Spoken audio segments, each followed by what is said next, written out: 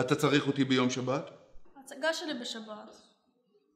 בטח, אין בעיה. להתראות, לילה טוב. אז הבוס שלי צריך אותי ביום שבת. דיברת עם בעל הבית בעניין הנזילות? ברור, אין מה לדאוג, אני מטפל בזה. איך שאני רואה את זה, אתה רק מעצבן אותו יותר. אל תדאגי. אני כתבתי איזה משהו שאני אראה לו בפעם הבאה שאני פוגש אותו. נאום. נאום? עוד נאום? עוד נאום. אבל חתיכת נאום. אתה אוכל את זה?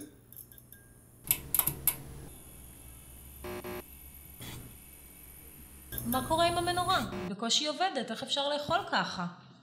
זה לא אני. הכבלים דפוקים. זה מהדייר הקודם. כן, כבר 6 שנים אתה אומר את זה. אולי תבקש עזרה מיצחק. עזבי אותו! הוא לא סתם שמאלי, אצלו 2 ידיים שמאליות. רק אני מכיר את המנורות בבית הזה.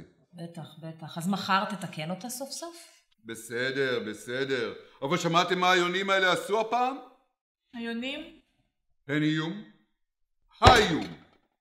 תראו, הכנתי דיאגרמה בנושא. לא שוב.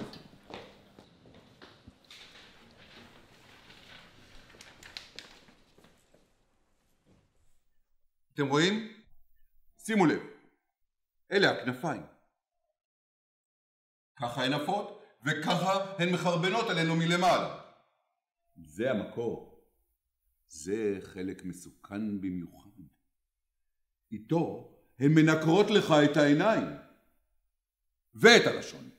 אבא, מה עם הכסף שביקשתי לקנות ספרים לבית הספר? תפסיקי להתלונן. את יודעת שהוצאתי את כל הכסף על רעל ליונים. היונים המסכנות. מספיק להפריע!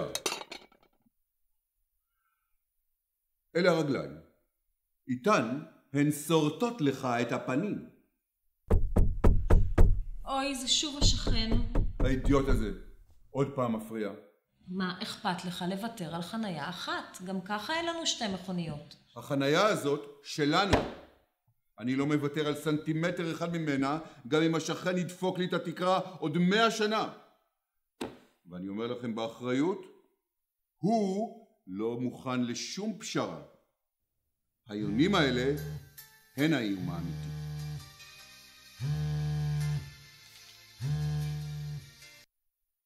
כן בוס? צריך אותי?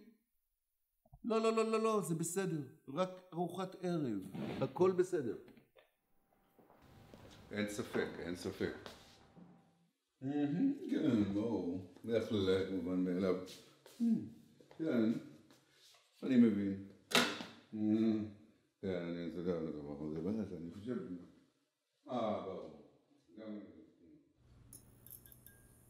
משפחה לא בוחרים. ראש ממשלה, כן. השנה אומרים ביי ביי נתניהו.